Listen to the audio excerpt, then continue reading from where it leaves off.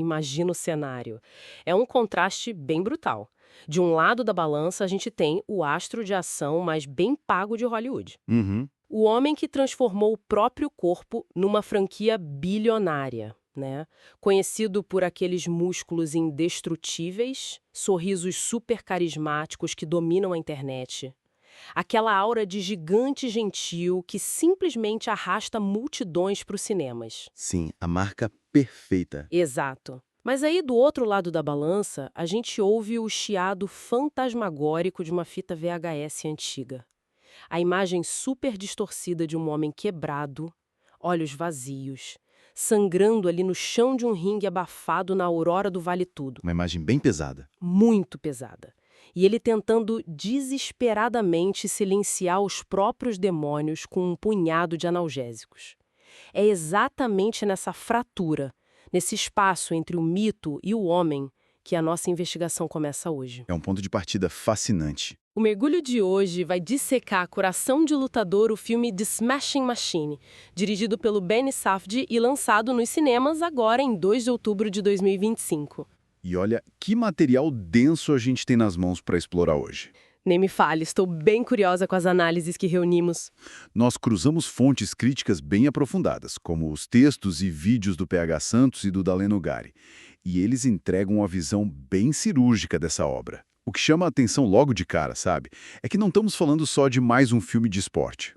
Passa longe de ser um Rocky Balboa da vida. Passa muito longe. Tem uma dissecação metalinguística rolando solto ali na tela. O filme investiga a brutalidade do MMA nos seus primórdios, a natureza corrosiva da fama e a própria imagem intocável do seu protagonista.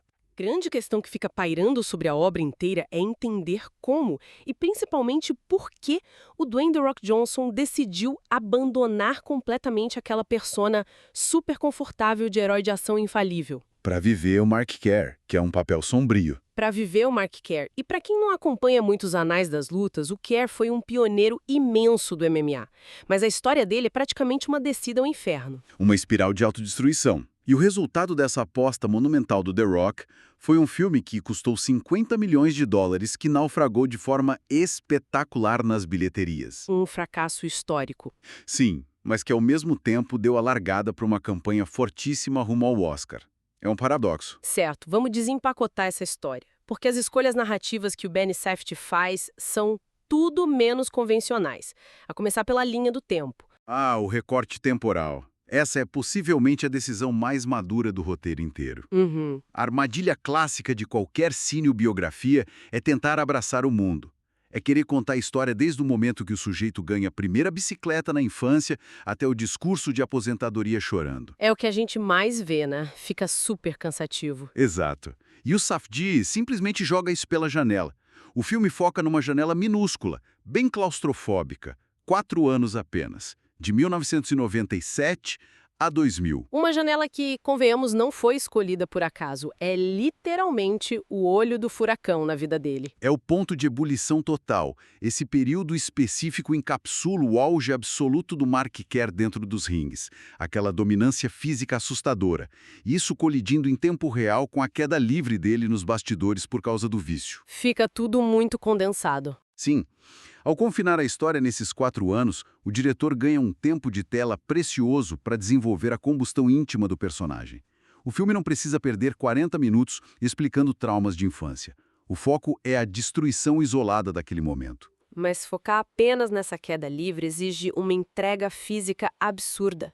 E vai muito além de, sei lá, ganhar uns quilos para o papel. Com certeza. O The Rock já é um homem imenso. A questão ali não era o volume muscular. Era a textura da pele dele.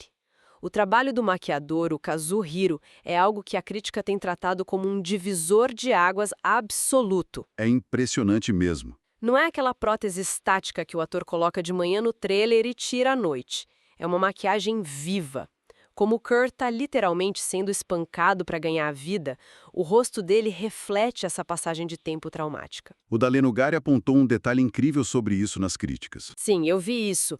Um corte que o personagem sofre lá no primeiro ato não desaparece magicamente na cena seguinte. Não, ele cicatriza mal, vira um hematoma feio e depois se abre de novo numa luta meses depois. O desgaste físico fica impresso na pele do Dwayne Johnson a cada nova cena. A gente sente o peso. O que é fascinante aqui é a dualidade do próprio Dwayne Johnson nesse processo.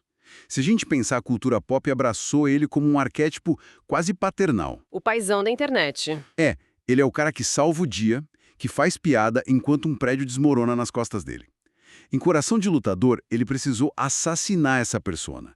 E a atuação dele pegou muitos críticos de surpresa, porque é de uma contenção absurda. Ele tá irreconhecível nos trejeitos. A voz do Keir no filme é calma, é arrastada, muitas vezes ele quase sussurra as falas.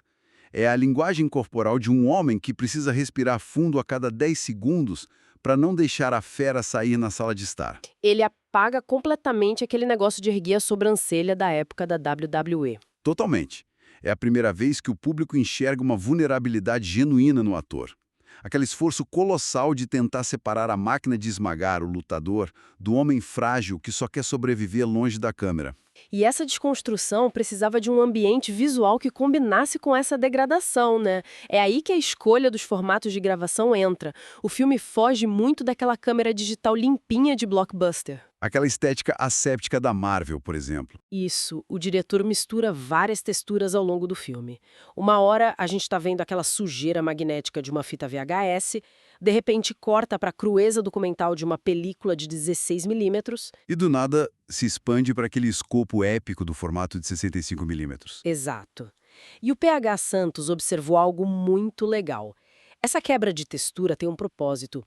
Ela imita a memória corrompida do próprio Mark Kerr, que passava boa parte do tempo anestesiado por doses cavalares de opioides. E tem uma camada de comentário histórico nessa estética, que é simplesmente brilhante se a gente analisar o contexto. Pensa na era pré-UFC moderno, aquele primórdio do Vale Tudo. Que teve uma fase fortíssima no Brasil, inclusive, lá em 97. Exatamente.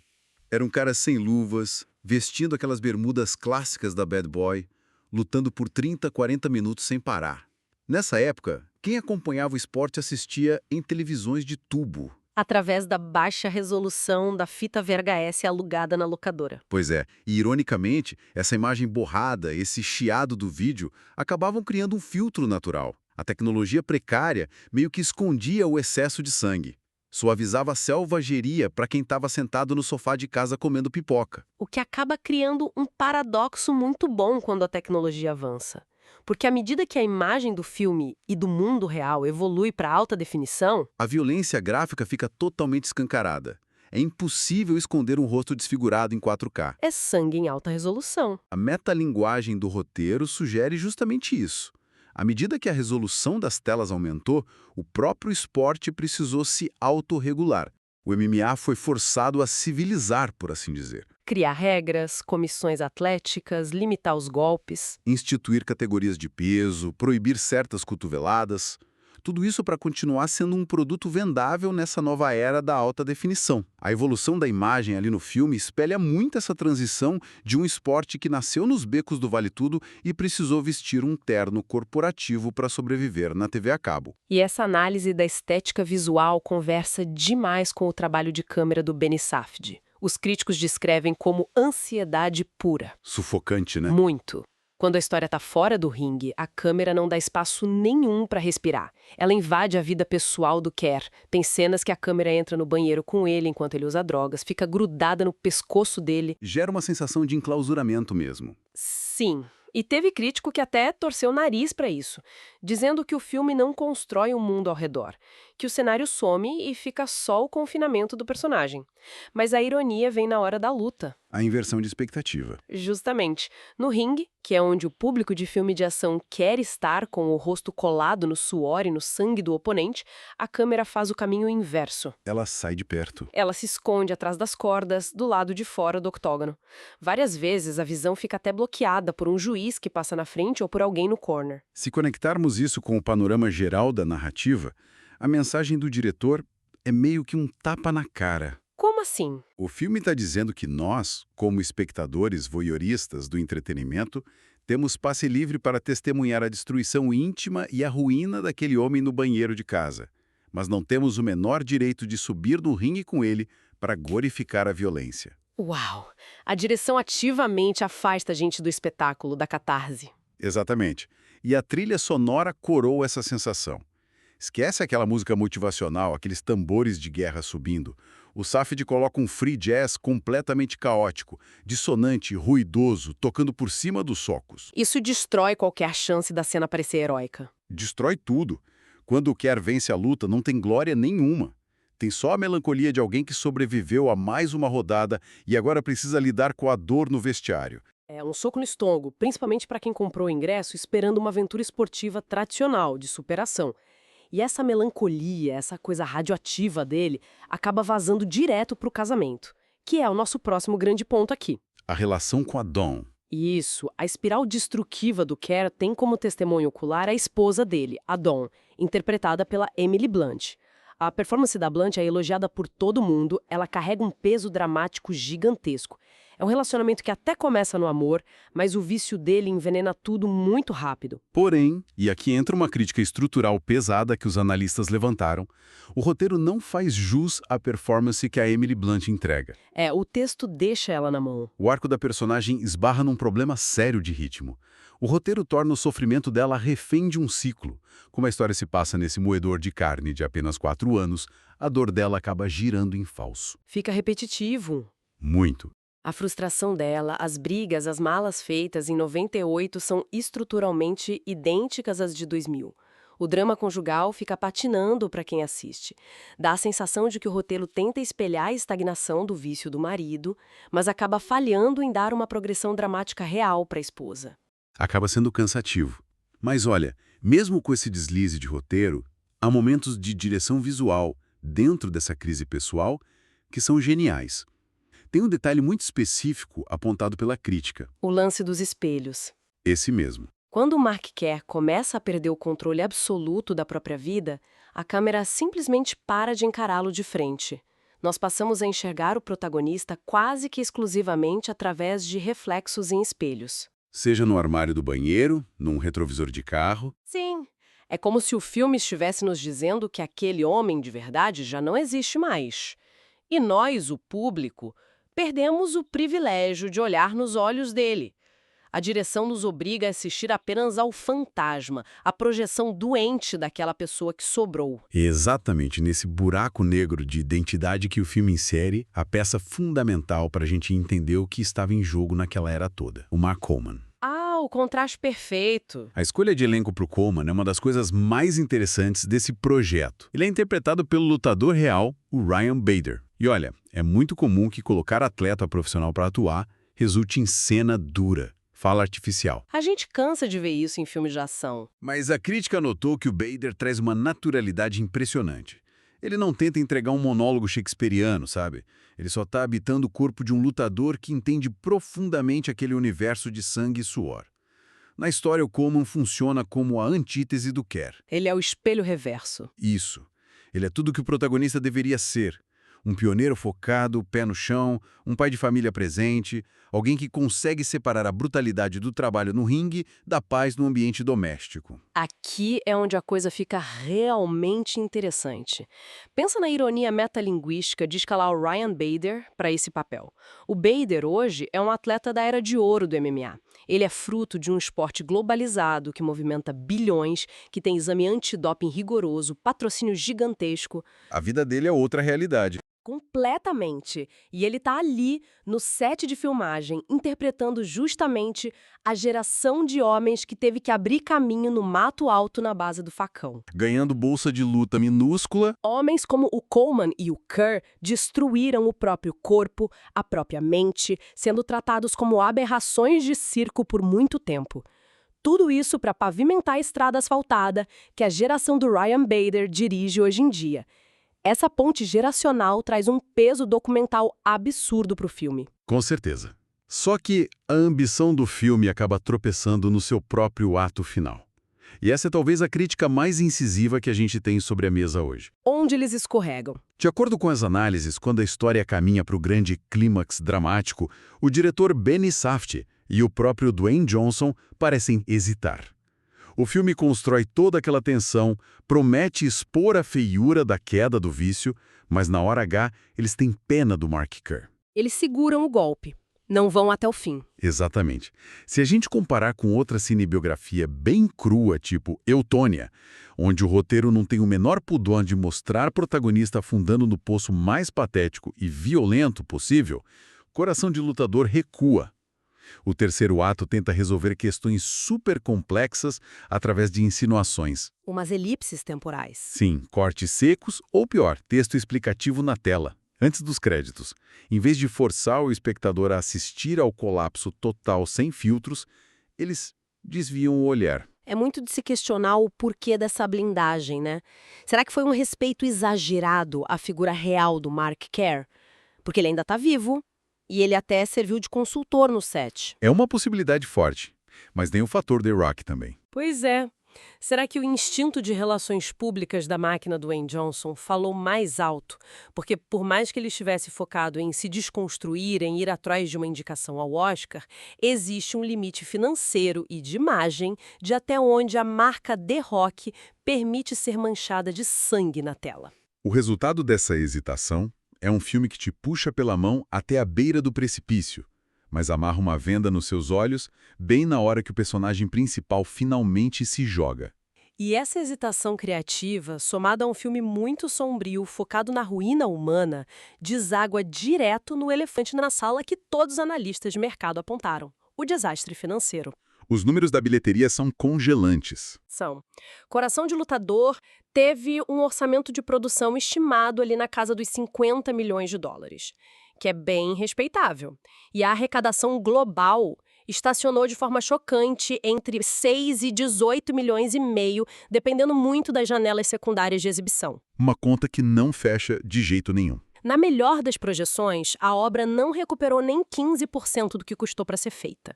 E, estatisticamente falando, representou a pior estreia em bilheteria da carreira de mais de 20 anos do Dwayne Johnson. O que deve ter causado um curto-circuito na cabeça de um ator que está acostumado a carregar a franquia nas costas. De ver aquele $1 bilhão no horizonte de quase todo o projeto de fim de ano que ele lança. Ele é a própria franquia, né? Isso levanta uma questão importante, que é o choque cultural do marketing. Por que o filme fracassou tão amargamente com o grande público? E a resposta parece estar na interseção de dois nichos que simplesmente não se conversam. Os fãs dele e os fãs de cinema de arte. Exato. O público cativo do The Rock, aquela galera que vai no cinema no final de semana, quer escapismo. Eles querem ver ele pulando de um arranha-céu em chamas, salvando o mundo no meio de uma selva feita de CGI, dando aquele sorrisinho de lado. Eles rejeitaram violentamente a ideia de pagar ingresso para ver o herói inabalável deles em depressão, afundado em remédio e chorando sozinho no escuro. E do outro lado a gente tem a A24, que é a produtora. A queridinha dos cinéfilos. O público da A24 é conhecido por abraçar obras cerebrais, densas, perturbadoras. Só que esse público indie nutriu um preconceito gigantesco contra a estrela máxima dos blockbusters explosivos. Eles simplesmente não compraram a ideia de que o careca bombado de Velozes e Furiosos fosse capaz de entregar um drama premiável. O filme caiu num limbo mercadológico terrível. Os fãs de ação acharam chato e os fãs de drama acharam que era piada. A tempestade perfeita do fracasso comercial. E olha que o filme foi super aplaudido em festivais, tipo Veneza e Toronto. A crítica validou que o The Rock sabe sim atuar de verdade. Mas no tribunal implacável do shopping center no domingo à tarde, foi sumariamente ignorado. Uma pena, comercialmente falando. Mas isso nos traz para a síntese maravilhosa dessa obra. Porque quando a gente afasta todo esse barulho de bilheteria, de Oscar, de A24 e olha direto para a tela granulada que o diretor quis emular, a gente percebe o centro da coisa. Que vai muito além do esporte? Sim. Coração de Lutador não é sobre o glamour do MMA. É um documentário visceral sobre a sobrevivência mental de um indivíduo. É a história de um homem encurralado, tentando desesperadamente descobrir onde termina a fantasia daquela máquina de esmagar, daquele guerreiro implacável, e onde começa a ruína de um homem comum de carne e osso. A divisão clara entre persona e pessoa. Então, o que tudo isso significa, no fim das contas, significa que a batalha mais violenta de uma vida raramente acontece sobre aquelas luzes brilhantes de uma arena, com os braços erguidos e 20 mil pessoas gritando seu nome em êxtase.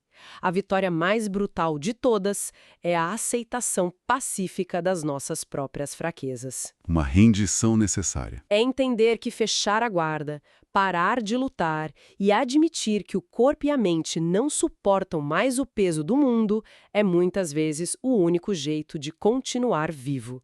A coragem de desistir do mito. Uma conclusão fantástica. E eu gostaria de fechar a nossa investigação de hoje virando esse espelho, que o filme usa de forma tão inteligente para nós mesmos enquanto sociedade.